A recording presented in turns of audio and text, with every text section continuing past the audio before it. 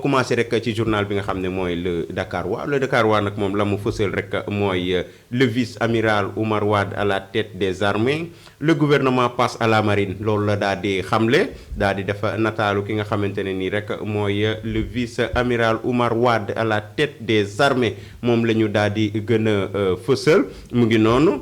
moom la ñu daal di gën a fësal moom ki nga xamante ne nii rek mooy Oumar Wade mu ngoog loolu lañ ca gën a fësal ce qu'il y a derrière la baisse des prix du carburant selon Delphine Diatta une vérité inavouée la wax moom Delphine Diatta mu ngoog ma daal di wax rek si record def ki nga xamante ne nii rek mooy l'international sénégalais moom Ismaïla Jacob mu il joue fële ca Galatasaray fële ca Turquie Monaco Galatasaray à 20h Jacob a retrouvé ses ex mu ngoog kon day dajeek équipe bi nga xam ne fa la newoon en France muy Monaco kon Jacob tey dafay rek dajeek ñi nga xam ne ñooy ay ex coéquipiers Youssouf Badji défié Pape Matar mu ngoog loolu tamit rek ñu ngi ñëw ci nga xam ne mooy rugby voilà mu ngoog daal di wax rek si nga xam ne mooy point actu sport lutte fédération sénégalaise de lutte la liste provisoire des candidats dévoilée une seule femme en lice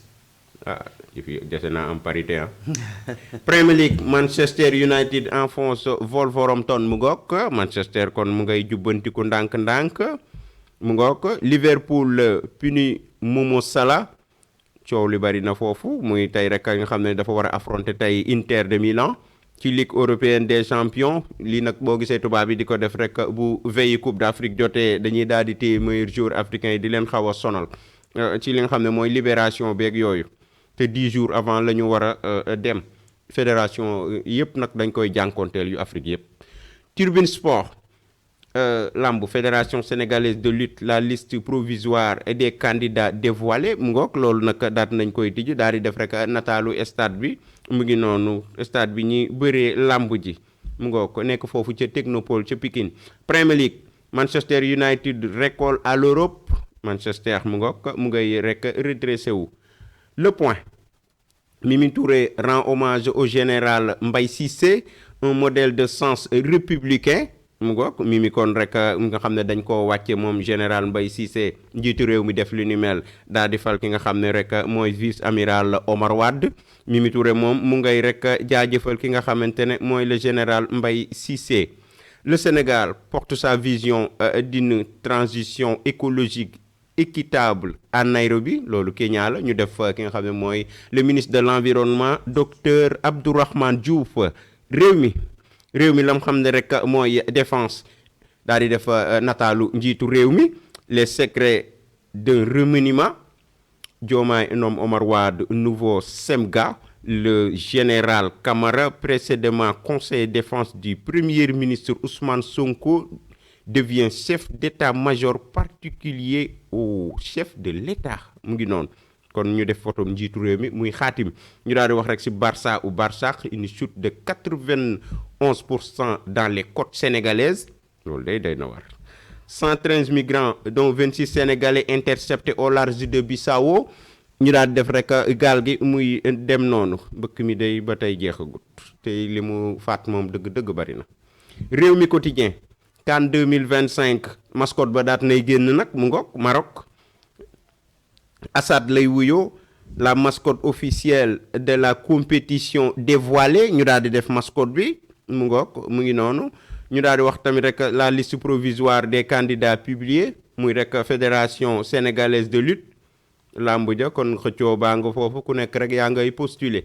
Le Soleil la mu wax rek mooy le contre-amiral Oumar Wade nommé chef d'état-major général premier marin à la tête des armées mu ngoog premier marin à la tête des armées loolu day mu ngi doog a am kon mu ngoog ñu daal di wax rek si nga xamante ne nii mooy le général Mbaye Cissé mi ñu wàcce mu ngoog daal di rek yéegal ki nga xam ne mooy amiral Oumar Wade moom fi mu nekk mu nga ca bopp ba mu ngoog salon des marchés touristiques africains le Sénégal veut rebattre les cartes mu ngoog ci wàllu tourisme loolu tamit des na ci ñëw Ibrahima Cheikh Diong directeur exécutif du fonds pertes et dommages ngook daal di wax un soldat au front de l'urgence climatique.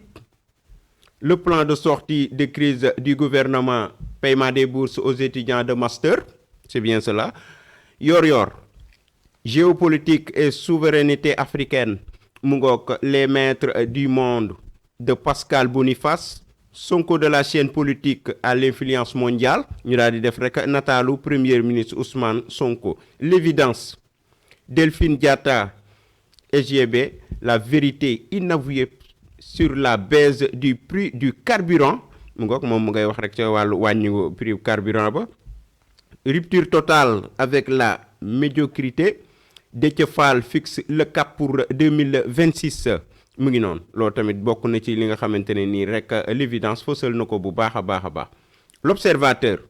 L'observateur général d'armée Mbaye Cissé enquête sur une carrière d'exception. kon mu ngoog général bi nga xamante ne ni moom la njiitu réew mi daal di wàcce ñu daal di koy remplacer parce que nga xam ne mooy Omar Wade mu ngi noonu kon mu ngoog moom lañ gën a fësal moom l'observateur. Inculpation sous contrôle judiciaire, la stratégie de survie des critiques du régime face au bracelet électronique. ñu ngay def nataalu ki nga xam ne mooy le grand chroniqueur Badara Gadiaga waaye tamit l'ancien ministre de la jeunesse di Pape Malick Ndour ak l'ancien ministre de la justice monsieur Ismaïla Madior Fall ak ki nga xamante ne nii rek mooy l'ancien ministre des sports Lat Diop. mu ngoog ñoo ñëpp day dañoo rek am problème mu bracelet électronique mu ngoog ñoom la daal di fësal. Source A, 3 membres du comité de forage de Kazan en garde à vue à Linguère. Voici ce qu'on leur reproche mu ngi noonu kon ñooñu dañ leen daal di làq jant bi. Après la sortie musclée du leader du PASTEF concernant la justice, le tacle appuyé de Tass à Sonko. mu ngoog kon l'ancien ministre ak opposant bi nga xam ne mooy Thierno Alassane Sall mu ngoog moom ba tey rek mu ngoog marcham baak Sonko jeexagul mu ngoog moom lañ gën a fësal. L'info, problème social majeur du Sénégal quand les fêtes familiales riment avec gaspillage mu ngoog yàq gi ni yàq rek ci sunu cérémonie yeeg tubaarkàlla fête yi un paradoxe bien sénégalais mu ngoog. La conjoncture inquiète mais les dépenses explosent loolu daal nañ koy def. Bourse universitaire, l'État débloque près de 4 milliards pour sortie de la crise, c'est bien cela muy crise du université boobu nga xam ne mooy Cheikh Anta Diop mu ngoog. waaye tamit rek ñu ngay wax rek j'avertis toutes les entreprises, la rupture est totale. Déthié Fall mooy dëggal boppam foofu. Ministre des infrastructures, Direct News, Badara Gadiaga déjà 150 jours en prison, une voix qui manque aux Sénégalais ñu daal def nataalu chroniqueur boobu di Badara Gadiaga mu ngi noonu. Badara Gadiaga kon ba tey rek mu ngi noonu ñu koy plaider ci situation bi nga xam ne ca la ne tubarkàlla. Libération, opposition ñu ngay wax rek si le dernier round d'une bras de fer à 41 milliards 467 millions de francs CFA, deux parties encore devant le tribunal ce 18 décembre moom Libération loolu la gën a fësal. Point actu, relation médias et pouvoir, Pastef a-t-il capitulé face à l'appel au boycott de la TFM et de la Sen TV mu ngi noonu ñaari télé yooyu ci boycott ba. Vice-amiral Omar Wade nommé chef d'état-major général des armées mu ngi noonu moom nag le 12 février la lay daal di wuutu kooku nga xam ne mooy le général Mbaye Cissé mi mu wuutu. Le gouvernement fait un pas de près de 4 milliards ca wàllu bourse ba la.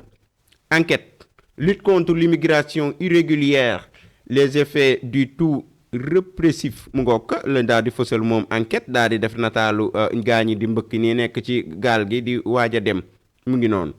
Les Échos, crise universitaire, l'État se bouge, Omar Pène s'y met mu ngoog kon nag Omar Pène nag daat nay dugg rek ci médiation bi ak yooyu bëgg a doon médiateur nekk ci waxtaan bi.